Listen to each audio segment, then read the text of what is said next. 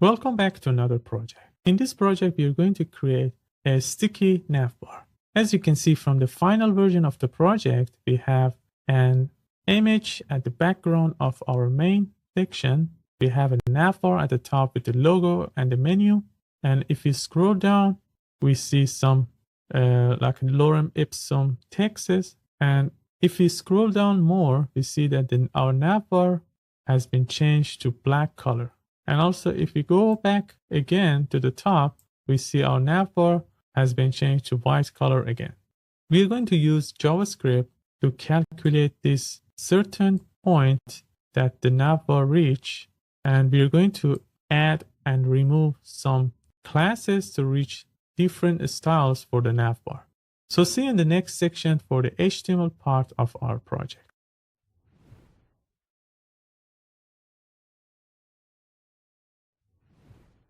All right, let's start our project.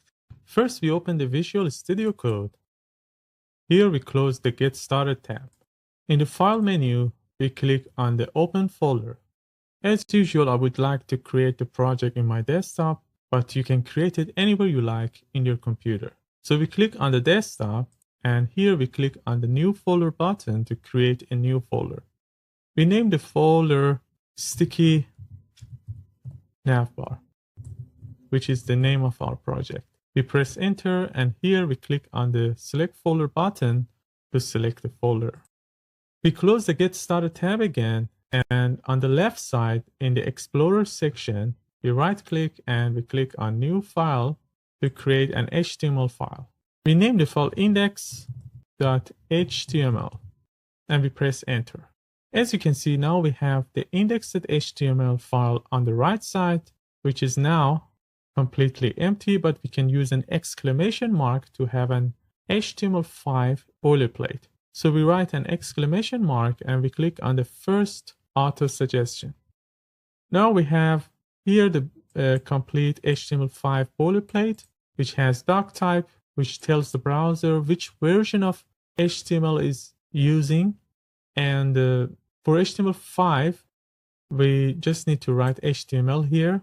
And then we have HTML tag, which covers the head and body tags. The lang attribute here inside the HTML opening tag sets the language of the page. In our case, we set the language to be English by just writing EN for short. Then we have the head tag, which has 3 meta tags and also a title tag. The chart set attribute inside the first meta tag defines the HTML character encoding. UTF-8, which covers nearly all the characters and symbols, is recommended by HTML5 for web developers. Then we have the compatibility meta tag, which tells the Internet Explorer browser to use the most recent rendering engine, which is Edge. And finally, we have the viewport meta tag, which tells the browser on how to resize the page. And the way he says how to resize the page is to set the width of the page to the device's screen and also set the initial zoom level to 100%. Let's use Alt-C to turn on the word wrap so we can see all the codes inside this window. Then we have the title tag, which sets the title of the page. We can see the browser inside the Visual Studio Code using the Live Preview extension. We just need to right click and we click on Live Preview, Show Preview. Now we have the browser on the right side, which has the title document. We close this Explorer section to have more space on the right side by just dragging this line to the left. Let's change the title to Sticky Navbar, which is the name of our project. We can see the Sticky Navbar here on the title. In the body section, we have 3 parts for this project. First is the navbar part. Then we have an image section, which is the top container, and we have the text container, which is the bottom container. So we need 3 div to divide our website to 3 sections. So the first div is just the top one. It's a div with a class of navbar. And it contains the logo and also the navbar menu. For creating the logo, we can use a website for a website called SVG Logo Creator or Generator to create an SVG logo. SVG logos are SEO friendly, and it helps usually the websites to be ranked better in the search engines. So we go to our browser, the Google Chrome, and we search for SVG logo generator. Here, if we scroll down a little bit, here we can see a website called svglogomaker.com. We click on this website and we just make the logo. In my case, I just write my name. You can make any logo you like. So I just write my name. We force refresh, we see the logo here. The font size is fine, but I want the width to be 200. So we don't waste width after the logo. And also I want the height to be just 40. Yeah, that's looks okay. And I don't want to have the frame for my logo. So I remove it by just using this frame and set it to be no. We change the logo to a color, for example, red. We refresh it, and we can download the logo by clicking on this button. We drag this downloaded logo to our folder.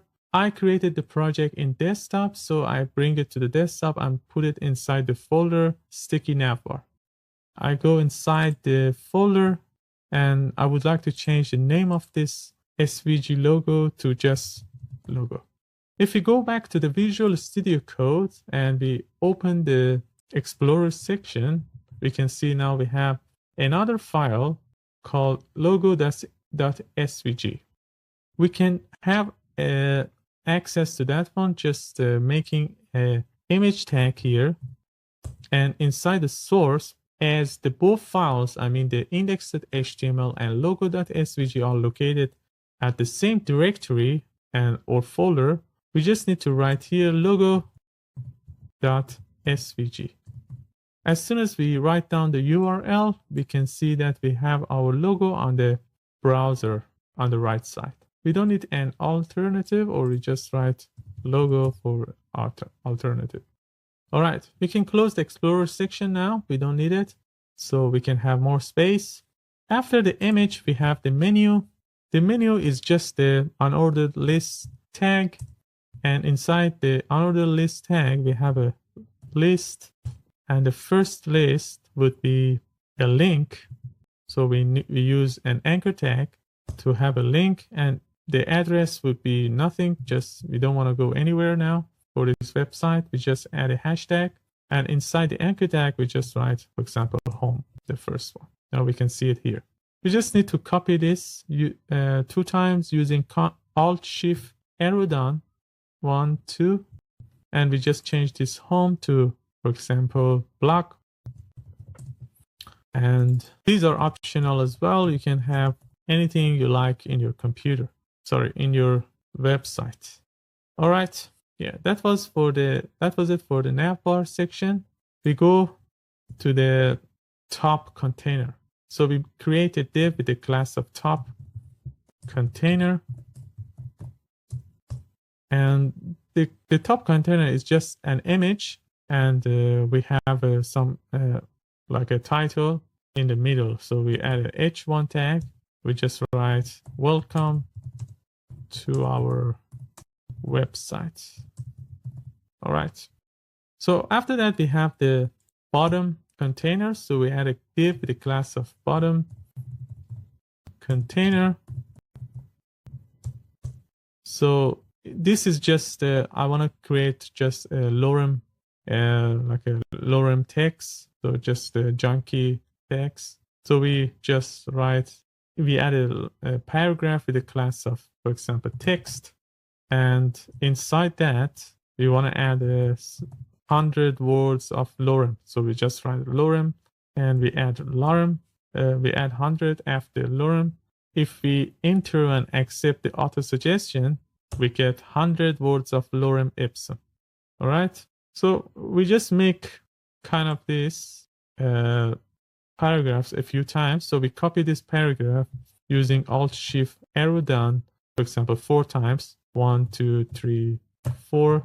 So we have some text here because we want to able to scroll down and see the navbar changing from, for example, background color white to background color black and vice versa when we're going up. But if we don't have any text, so we are not able to scroll down because the page would be very small.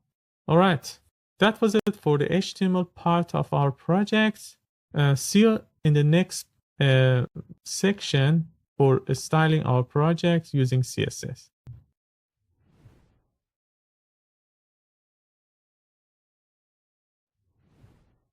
All right, in the last section, we have finished with the HTML part of our project.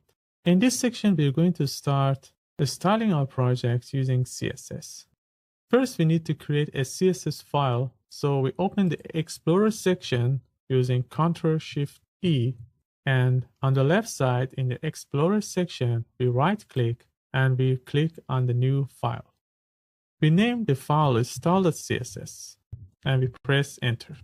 But before using the CSS in our project, we need to add a link to the CSS file within the HTML code. So we go back to the index.html file and just under the title tag here, and just at the end of the head tag, we add a link tag. So we write link and we click on the third auto suggestion, the one with the CSS. Now we have a link tag with the relationship between the HTML file and the external style sheet, which is the style.css. The href attribute defines the destination of the link, and as both files, the index.html and the style.css are located at the same directory, we just need to have style.css for the URL. So now we can start styling our project using CSS. We just save this file using Ctrl-S, and we close this Explorer section by dragging this line to have more space on the right side. So we go to this file, style.css. First, we start from the body section for removing the default margin. Usually we have, I think, around 8 pixels default margin around the body element. So we just remove it using margin 0. And now we can style our project easier. So first we start with the top container section. We add the background image. So after that, we can easier style the navbar section, because the navbar is going to be on the top of the top container section. So in the index.html, first we had a div with a class of top container, which contains this h1 tag, which is saying welcome to our website, as you can see here. So we target this div and we return it to the, and we choose it, we select it inside the CSS because using dot top container, because it has class. So here at just the bottom of the body section, we just write dot top container, and we just add a background image. We use URL function to add the background image. The image we want to choose, we can choose it from the Unsplash website. So we go to the browser, we open a new tab, and we search for Unsplash. The first result is unsplash.com.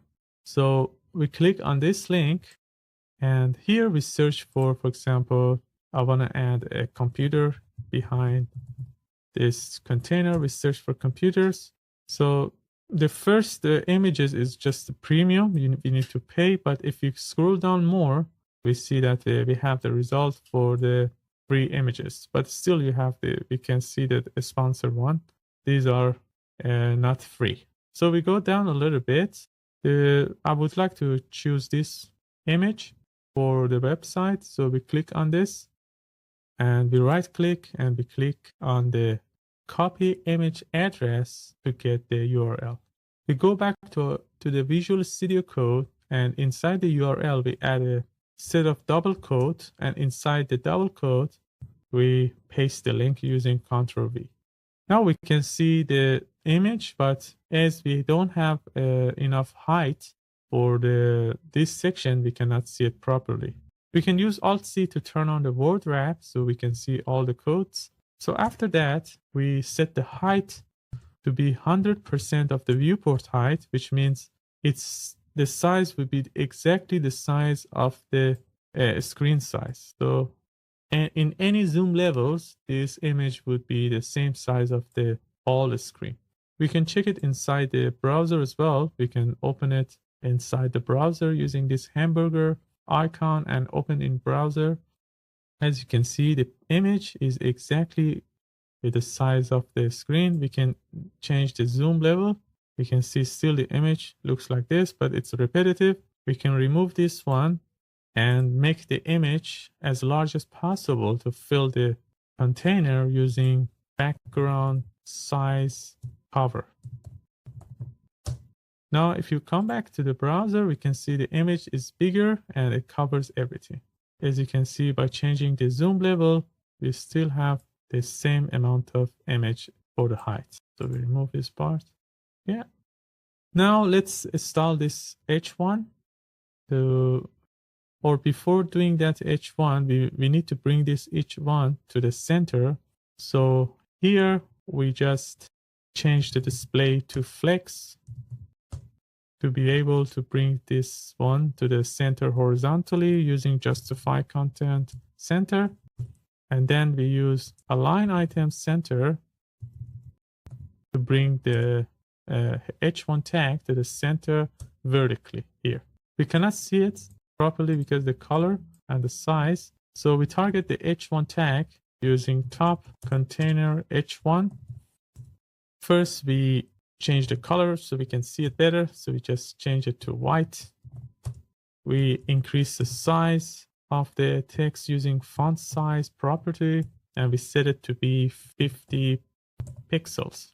And also, I want this text to be exactly in the middle, so we can bring it in. We can bring the inline content using text align center. All right, let's change the font of this text using font family. I would like to choose impact, and let's add some space between the characters of the word using letter spacing. For example, we set it to be 2 pixels. All right, looks good. Now we can start styling our navbar, but I would like to install this text as well. So we finish with the website and then we go to the navbar section. So the text, these texts are located inside the bottom container, and also it has the class of text as well. So we can target this class. So we just say dot text. We add some margin. We just say margin top and bottom 50 pixels. And we have left and right, just we say 5%. So now we have this one, and I think it's fine. We just change the font family to be sans serif. All right, that's enough because it's not very important. In this project, our focus is the navbar and how to make it sticky and how to change it when we reach to a certain point. All right, so let's install this navbar. So we target the navbar by choosing its class navbar here. So we just write .navbar, and we just change the background color. We just change the display to flex to bring them next to each other. But we want this actually be in the top of this image and to be like with a different position. We just say position fixed. So when we change the position to fixed, we see the navbar on the top of the image. So now we just need to change the height. First we change the background color to be white. And so now we know exactly where the navbar is. So we set the width to be 100%, and we change the justify content to space between. So we bring the logo this way and the other menu to the right side. And let's install this menu first. So we bring them next to each other. So we just say dot navbar UL. We target this UL inside the div. We just change the display to flex, and we remove these dots using list style type none. And next we need to target the li, so we can change the color and also remove these text decorations. So after this, as you can see from the index.html, we had the div with the class of navbar, and then we had ul, and after that we have li, and inside the li we have a, which is the anchor tag. So we want to target this a to fix everything. So we just say navbar ul li, and then we have a. So we don't want the text decoration, so the underline, we set it to be none. As you can see, now we don't have any underline. Then we add some margin. We say top and bottom to be 0 and left and right to be 10 pixels. Let's change the color to be black and change the font family to be cursive. Let's bring this logo to the center using, in the navbar, we can use align items center to bring everything to the center. That looks fine now. All right. Let's add some hover effects using hover CSS pseudo class. So when we change the color of the text when we hover over them. So we need to just target the same things now for ul, li, and a, but the hover pseudo class. And we just say change the color to be red when we hover over them. That looks fine. Also, we want this logo to be clickable. So when we click on this logo, we go to the home page, but we didn't do it from the beginning. So here we add an anchor tag, which goes to the index.html, which is the home page.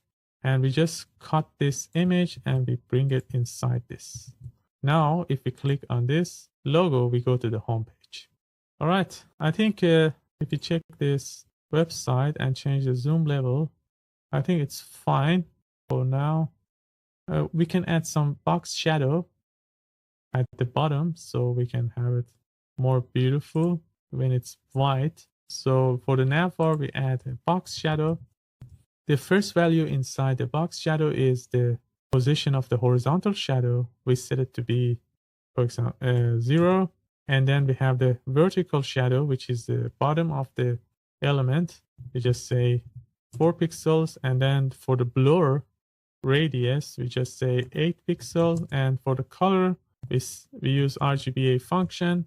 And we set 0 for red, green, and blue, which gives us the black color. And also we set 0.3 for alpha, which gives us the 30% transparency or opacity. So when we go down, we can now see the box shadow at the bottom. All right, the things we want to do in the next section. So when we pass this image, as soon as we go to the bottom section, we want to change the color of the navbar to black and change the text to white. The things we want to do is just to add a class to the navbar here. We add a class of active. We test it now. And then we change the style of this navbar when the active class is added differently. So we just say, for example, navbar, when it has the class of active, just change the background color, for example, to black, as you can see now. And we want the color of the li, sorry, the ul, li, and a, which is here, ul, li, and a. We want the color of the text of the menu to be white. Now we can see them. So when we have this active, we have the black navbar, but if we don't have it, by removing it, we have a white backup, white navbar. In the next section, we're going to use JavaScript to actually add and remove this navbar when we reach to a certain point, which is exactly this line between the top container and bottom container. So see in the next section for the JavaScript part of our project.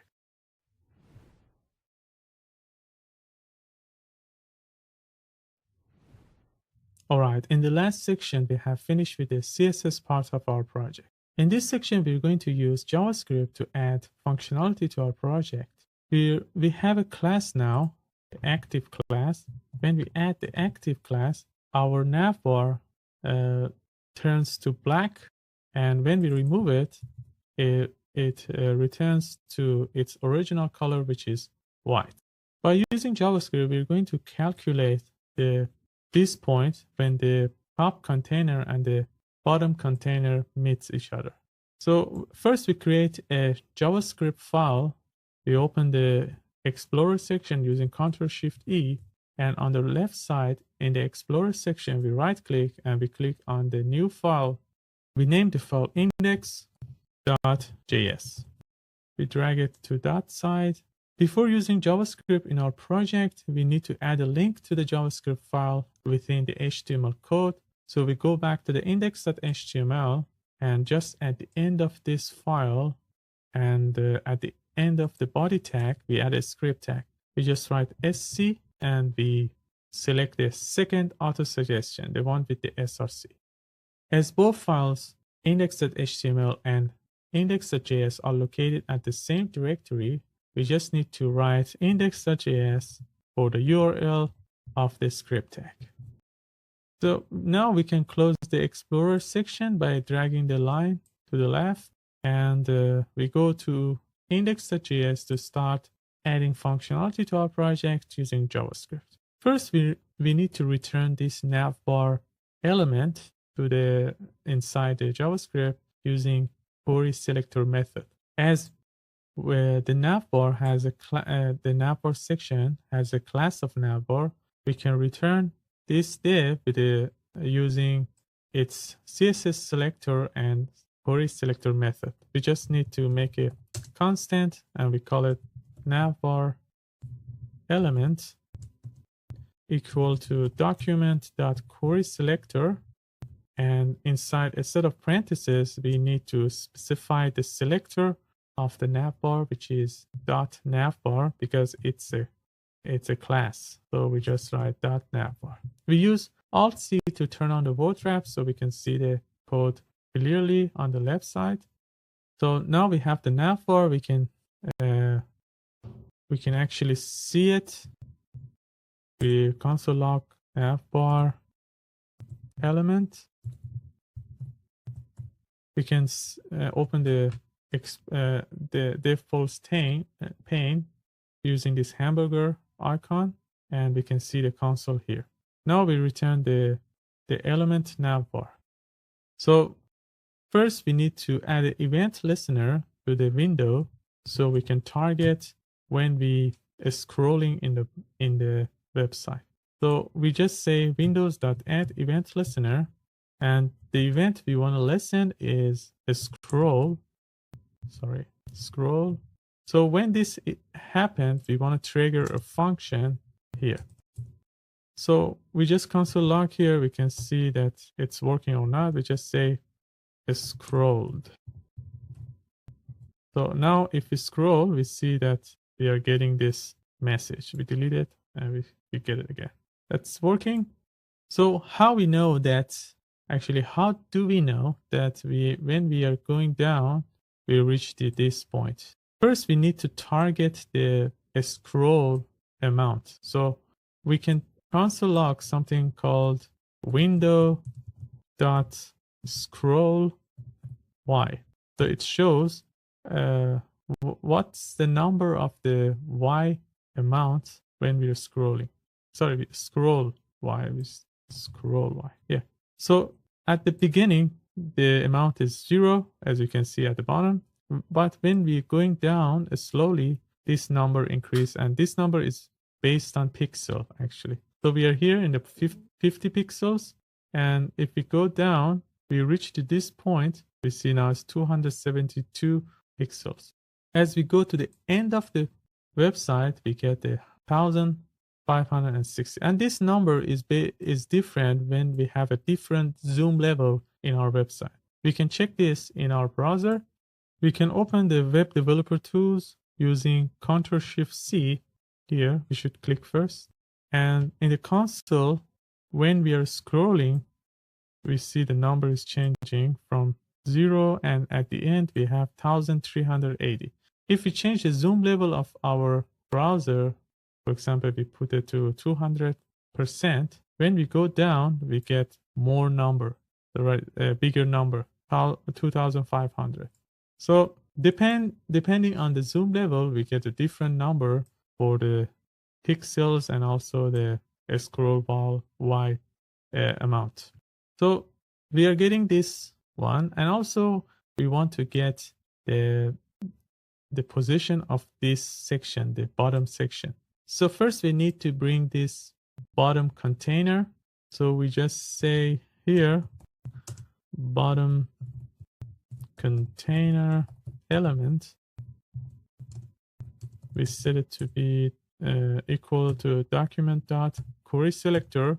And because it's a class, we just need to add dot here, and we just say bottom container.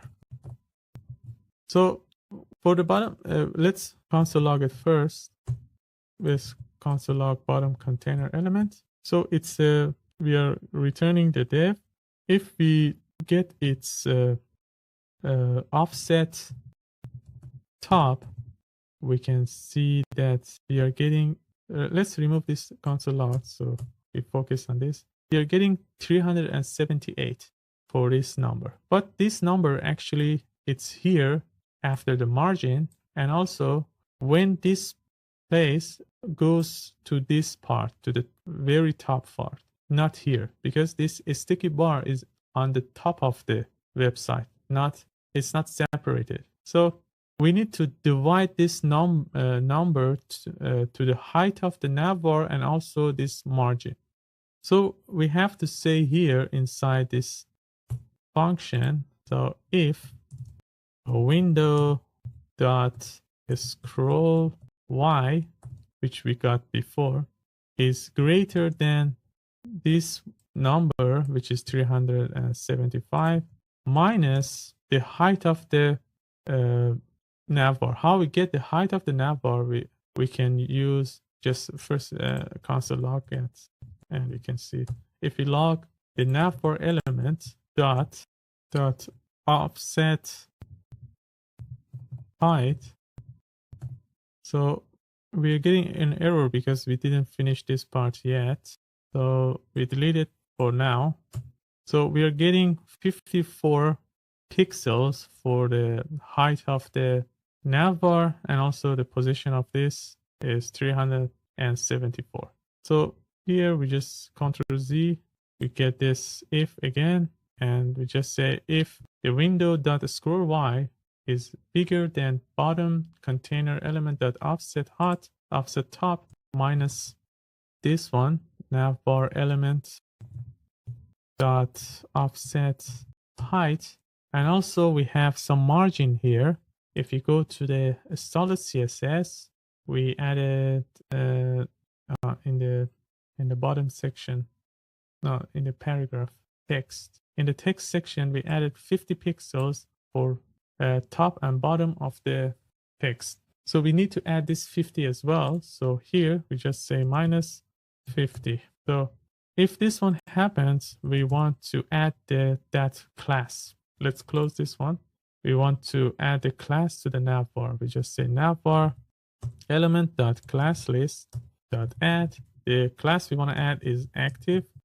Let's test it. So when we go down and we reach to this point, this one should work. Yeah. But when we go back, we want this to be white again. So we add an else here. So we just say navbar element.classList.remove, and we just remove the active class.